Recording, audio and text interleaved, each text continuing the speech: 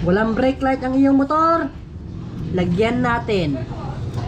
Kaya pala Nang dahil lang po dito sa may brake light switch niya, nagkakaroon siya ng corrosion.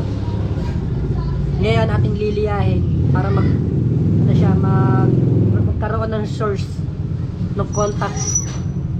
Kaya pala panay ang kundi ng ilaw ko kasi ganyan.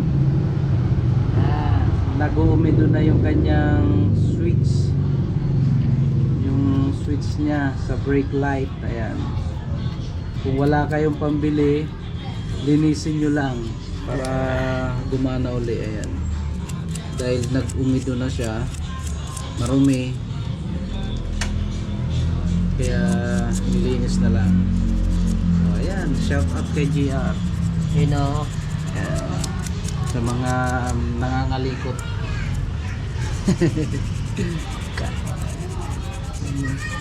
ano.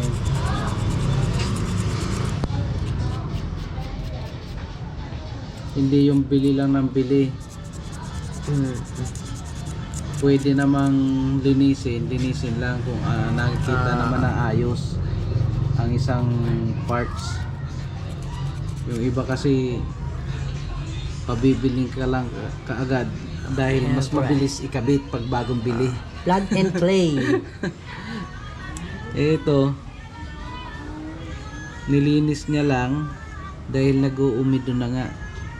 Yan. Kung walang ilaw ang iyong brake light, rear light, brake light. Yan. Testing.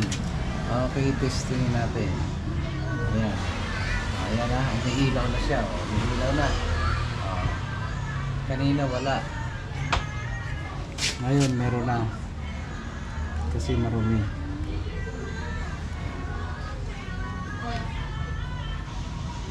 Okay guys, what's up guys? Nalinis niya na kaagad, ang bilis lang.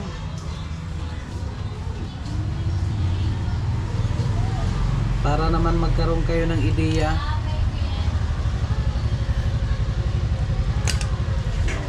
Medyo masikip nga lang sa ganyan. Tiyagaan lang talaga. Tiyagaan lang. Okay, brake light. Ayan na, meron na. May brake light na. Handbrake. Sa handbrake. Ayun. Handbrake. Foot Ayun, brake. Foot brake. Yun, madali. Kaya lagi guys napupundi yung ilaw ng aking Raider.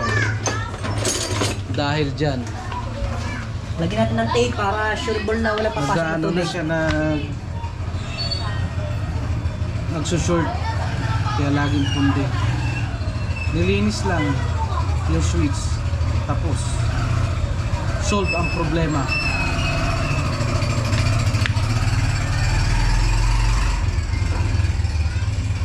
Ayan o, shout out sa amin dalawa ni GR. Ayan, si Boy Kalikot.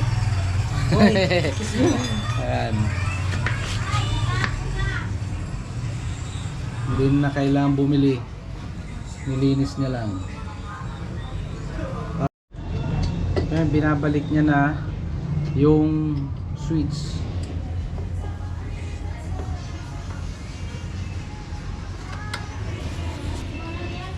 Yun. Spring na lang. Yun. Dali.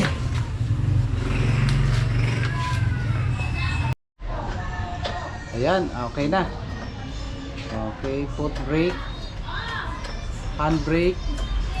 Ayun. Very good. Saglit lang. Ayos.